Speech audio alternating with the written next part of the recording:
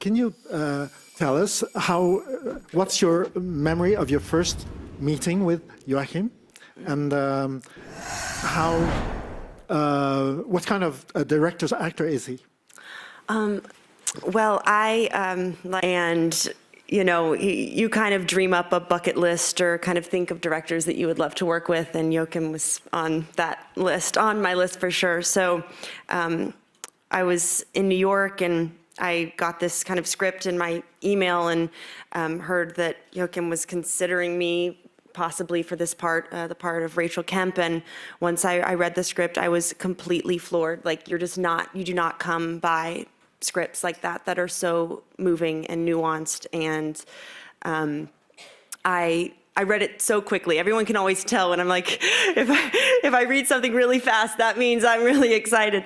And I met with Joachim on Zoom the next day, and we had just a lovely conversation. And I was praying that I would get the part of Rachel, and I came to that decision. And I was actually, it's so funny. I mean, we'll talk about like the meta-ness of the film, how it's kind of this meta universe in being an actor playing an actor. But I was about to go film this kind of a commercial Badlands, a Predator film that was a big kind of commercial movie. So I was about to go to New Zealand, but right before that, I went to Oslo and met with Joachim, and we had this unbelievable rehearsal process, which is you don't always get. And we were rehearsing the scenes in the house and doing rehearsal scenes of rehearsal scenes. So I would have my prop script and then my real script right next to each other. And I was like, how do I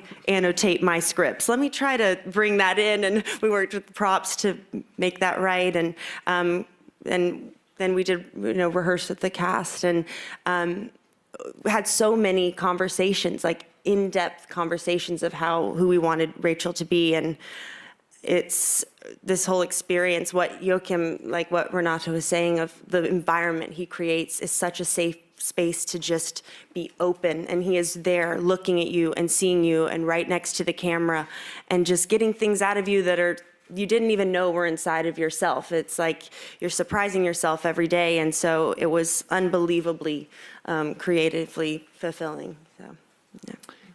Inga, can we have a word about your first meeting and the casting process?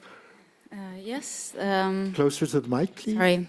I think the first meeting was the second audition, and we had a conversation before we did the test with Renate. And we just had this half-an-hour conversation where I just immediately felt like I met someone who understood me immediately and who I understood and felt at home with and comfortable with, which is so important for an actor. I think it's essential for me, at least. And that just kept on going, I think. And then we did the audition, and it was like playing with a child. So almost, it was so much fun, and he was so alive and present, and I just felt special and respected in a very good way. Yeah.